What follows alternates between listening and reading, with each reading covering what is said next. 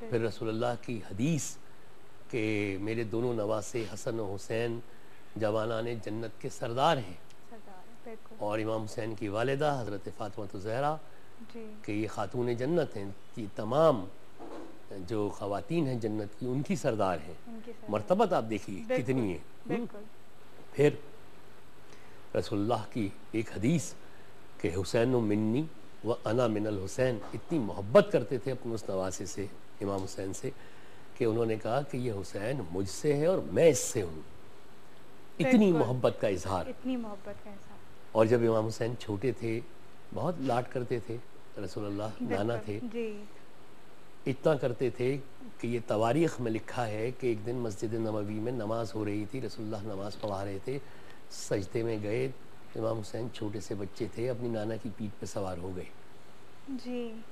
تو امام حسین رسول اللہ صلی اللہ علیہ وآلہ وسلم نے اپنے سجدے کو طول دے دیا، بجائے اس کے کہ اٹھاتے یا صرف اس لیے کہ بچے کو چوٹ نہ لگ جائے، گر نہ جائے، جب تک بچہ پیٹھ سے نہیں اتر گیا اپنے سجدے کو طول دیتے رہے ہو، اتنی محبت ہوتی تھی۔ عید کے دن دونوں نواسوں کو، امام حسن کو اور امام حسین کو، جب نماز کے لیے جاتے تھے تو اپنے کاندھوں پہ بٹھا کے جاتے تھے، ایک کاندھے پہ ایک نواسہ، دوسرے کاندھے پہ دوسرا نواسہ، کیونکہ کہیں یہ کہہ دیا تھا امام حسن علیہ السلام نے، امام حسین علیہ السلام نے کہ نانا جان باقی لوگوں کے جو بچے اور گھر والے ہیں وہ جب جا رہے ہیں عید کی نماز کے لیے تو اونٹوں پہ بیٹھ کے جا رہے ہیں، رسول اللہ کے پاس اونٹ نہیں تھا، تو انہوں نے کہا نہیں بچوں میں تمہارا اونٹ بنوں گا، اور انہوں نے کاندھے پہ سوار کر کے اور اونٹ کی چال چلتے ہوئے نماز پڑھنے مسجد کی طرف گئے۔ تو رستے میں کسی نے یہ کہا، صحابی رسول نے سلام کے بعد، کہ واہ کیا سواری ہے، کیا اونٹ ہے، یعنی اللہ کے رسول بچوں کے لیے سواری بنے ہوئے۔ تو اللہ کے رسول نے کہا کہ سواری کو نہیں، سواروں کو دیکھو یہ کتنے اچھے ہیں، اتنی محبت تھی۔ اور یقیناً جب اتنے کلوز تھے تو شریعت کی تمام باتیں، تمام اسلام کی تمام اچھی باتیں وہ تو ودیت کی ہی گئی ہوں گی نا، تو لہٰذا یزید کا وہ دعویٰ تو بالکل غلط تھا، اور مگر امام حسین ایک سیسا پلائی ہوئی دیوار بن گئے۔ دیکھیے بات ساری یہ ہوتی ہے کہ کسی پر کوئی غم اندوہ ابتلا آ جائے تو وہ اچانک آتی ہے۔ امام حسین کو پتا تھا کہ میں جتنی بڑی قوت سے لڑ رہا ہوں یا اس کو انکار کر رہا ہوں، ایک بادشاہ اس کے ساتھ لاکھوں کی فوج ہے، اور جس کو میں انکار کر رہا ہوں تو وہ پھر مجھ سے ٹکرائے گا بھی آ کے۔ تو انہیں یہ پتا تھا اچھی طرح کہ اس سچ کی وہ قیمت کیا ادا کریں گے، سچ کی بہت بڑی قیمت ادا کی ہوتی ہے نا اپنے حق پہ، اگر وہ سمجھتے میں حق پہ ہوں تو اس حق پہ جنگ جانے کی قیمت دیکھی کتنی بڑی ادا کی، اپنی ہی جان سے نہیں کی، اپنے عزیز اور اقربا 72 لوگ تھے کربلا میں ان کے ساتھ، صرف 72، اور وہاں لاکھوں کا مجمع تھا جو فوج تھی جو روکے بیٹھی ہوئی تھی، لیکن انہوں نے اپنے پائے استقلال کو جنبش نہیں دی۔ جو ایک انہوں نے کہا تھا کہ مجھ جیسا اس جیسے کی اطاعت نہیں کر سکتا، بیعت نہیں کر سکتا، اور انہوں نے کہا میری جان لے لو، گردن لے لو میری، لیکن میرا ہاتھ نہیں لے سکتے۔ دیکھیں نا خواجہ معین الدین اجمیری نے فارسی کی ایک بڑی عمدہ ربائی ہے، ہمارے ناظرین میں سے اکثر کو تو یاد بھی ہوگی، کہ شاہ ہست حسین، بادشاہ ہست حسین، دین ہست حسین، دین پناہ ہست حسین، سرداد نداد دست در دست یزید، حقا کہ بنائے لا الہ ہست حسین۔ کہ امام حسین تو بادشاہ ہو گئے نا اس وقت۔ دیکھیے ایک بڑی عجیب و غریب بات یہ ہے کہ جب کربلا کا میدان آیا اور جب یہ کہا گیا کہ آپ کو اب یہیں رکنا ہے فیصلے تک، تو امام حسین کو پتا تھا کہ میں بیعت سے انکار کروں گا اور یہ مجھے شہید کر دیں گے، اور میرے عزیز اقربا کو بھی شہید کر دیں گے۔ شریعت کے سارے تقاضے پورے کیے، انہوں نے کہا یہ زمین کس کی ہے؟ تو وہاں ایک قبیلہ رہتا تھا جس کا نام تھا بنو اسد، انہوں نے کہا یہ ہماری زمین ہے، اور آپ مسافر ہیں کچھ عرصے کے لیے اپنے خیمے یہاں گاڑ لیں۔ انہوں نے کہا نہیں، اس جگہ کو میں خریدنا چاہتا ہوں، اس زمین کو میں خریدنا چاہتا ہوں. انہیں پتا تھا کہ یہیں پہ مارکا ہونا ہے، انہیں پتا تھا کہ یہیں پہ یزیدی افواج جو ہیں ان کے قتل کے در پہ ہو جائیں گی جب وہ بیعت سے انکار کر رہے ہیں. تو انہیں پتا تھا کہ ان کے مقبرے یہیں بنیں گے، ان کی قبریں بھی یہیں بنیں گی، انہیں پتا تھا اسی زمین پہ شہید ہونا ہے. تو انہوں نے وہ زمین بھی اپنی مرضی سے خریدی، پھر خریدی، کیونکہ کسی غیر کی زمین میں تو دفن ہونا بالکل تو بڑی عجیب سی بات ہو جاتی ہے، کیونکہ کسی کے بغیر اجازت تو آپ نماز نہیں پڑھ سکتے. شریعت میں تو یہ ہے کہ کسی کی اگر زمین ہے یا میں اگر آپ کے گھر آتا ہوں اور مجھے نماز پڑھنی ہے تو دیکھیے نماز ایک فریضہ ہے، نماز اللہ کا ایک بہت بڑا فریضہ ہے. لیکن اگر میں آپ کے گھر میں ہوں، آپ کے پریمیسز میں ہوں، تو وہ خالصتاً آپ کے پریمیسز ہیں. تو اسلام یہ کہتا ہے کہ مجھے آپ سے اجازت لینی پڑے گی کہ میں آپ کے گھر میں نماز پڑھ لوں. تو آپ کہیں گے پڑھ لوں تو پڑھ لوں، ورنہ جو علماء کہتے ہیں وہ یہ کہتے ہیں کہ ورنہ وہ نماز نہیں ہوتی ہے کسی اور کی زمین پہ یا کسی کی چھینی ہوئی یا کسی کی بغیر اجازت کی.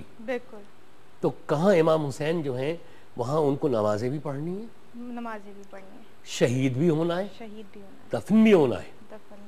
تو لہٰذا غیر کی زمین پہ نہیں ہوں گے، کیونکہ اس وقت وہ نہیں ہوں گے اجازت طلب کرنے کے لیے، اس وقت تو ہنگامہ وغا ہوگا، جنگ کا وقت ہوگا.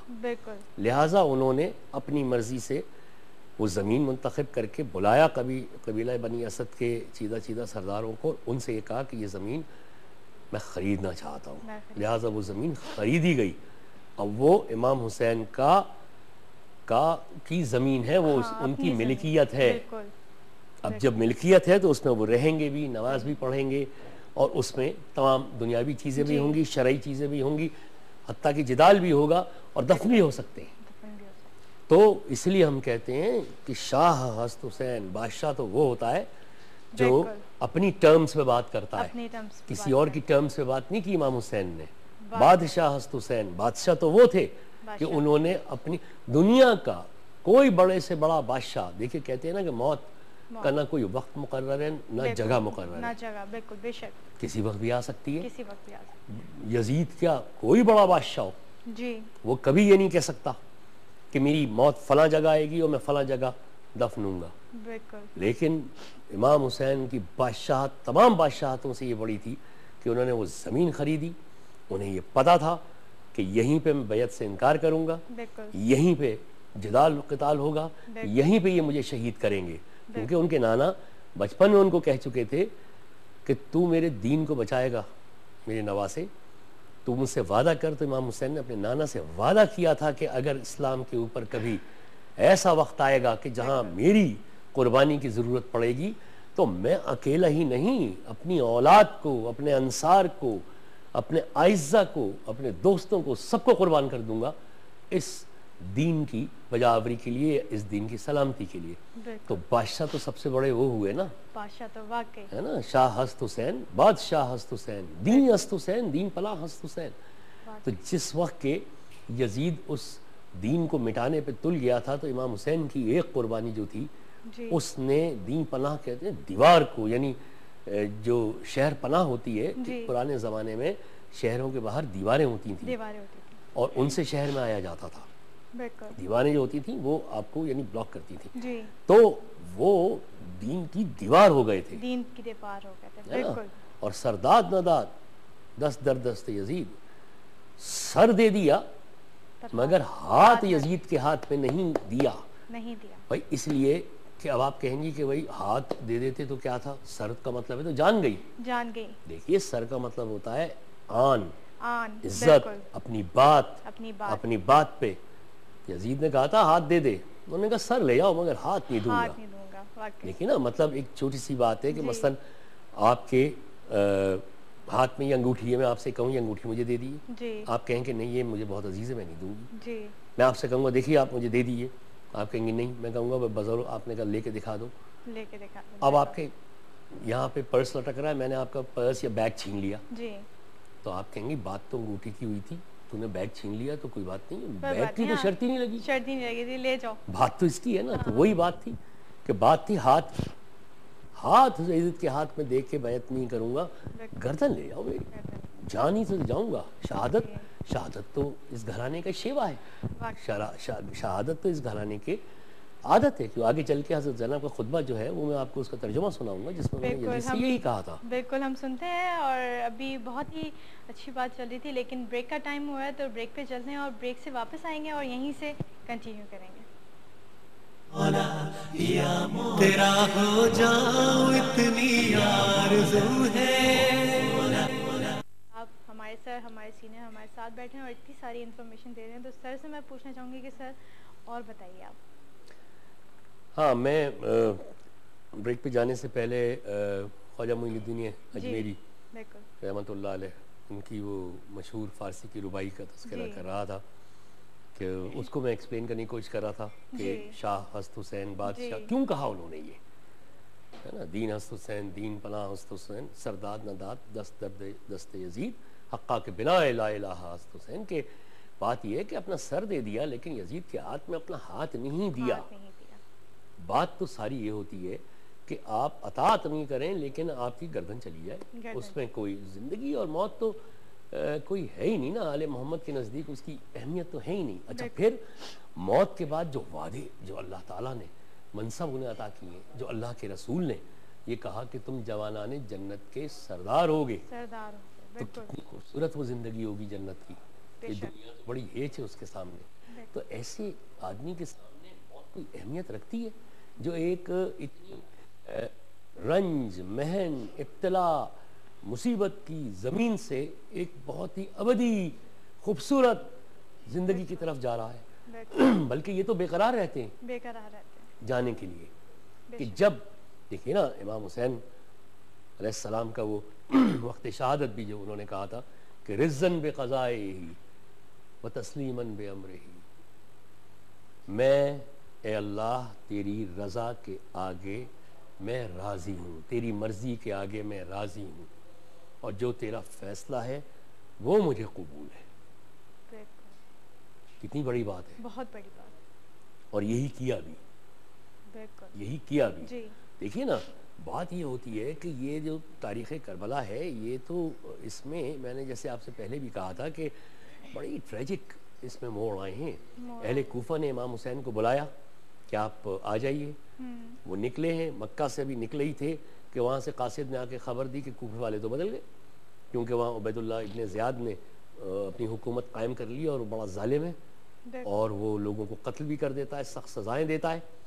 اور آپ کا تو بالکل آنا وہاں ممکن نہیں ہے کیونکہ وہاں تو اس نے منع کر دیا ہے کہ کوئی امام حسین کو یعنی ویلکم نہ کرے.